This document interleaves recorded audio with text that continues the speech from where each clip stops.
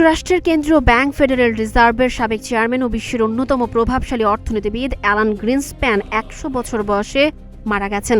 তার মৃত্যুতে শুধু যুক্তরাষ্ট্র নয়, বিশ্ব অর্থনীতি হারিয়েছে এমন এক ব্যক্তিত্বকে, যিনি ২ দশকেরও বেশি সময় ধরে বৈশ্বিক অর্থনৈতিক নীতি নির্ধারণে গুরুত্বপূর্ণ ভূমিকা পালন করেছেন।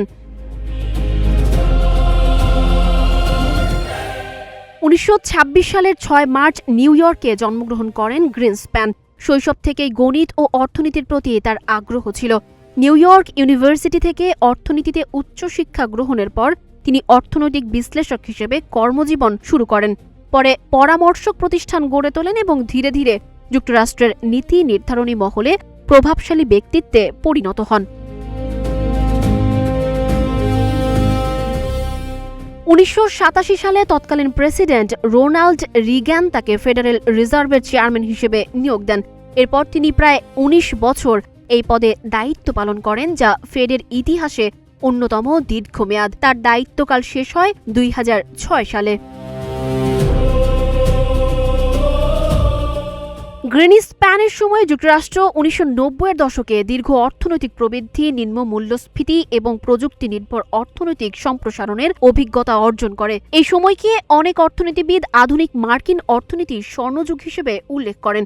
দক্ষতার সঙ্গে সুদের হার নিয়ন্ত্রণ এবং বাজারে আস্থার পরিবেশ বজায় রাখার কারণে তাকে দ্য মায়েস্ট্রো নামে আখ্যায়িত করা হয়। তবে তার কর্মজীবন শুধু সাফল্যের গল্প নয়। ২০০৮ সালের বৈশ্বিক আর্থিক সংকটের পর অনেক বিশ্লেষক অভিযোগ করেন তার সময়ের শিথিল নিয়ন্ত্রণ নীতি ও আর্থিক খাতে অতিরিক্ত স্বাধীনতা সংকটের পেছনে ভূমিকা রেখেছিল। গ্রিনস্প্যান নিজেও পরবর্তী সময়ে স্বীকার করেন বাজারের স্বনিয়ন্ত্রণ ক্ষমতা সম্পর্কে তার কিছু ধারণা বাস্তবতার সঙ্গে পুরোপুরি মেলেনি। নিজের ভুল স্বীকার করার এই সততা তাকে অন্য অনেক নীতি নির্ধারক থেকে আলাদা করেছে।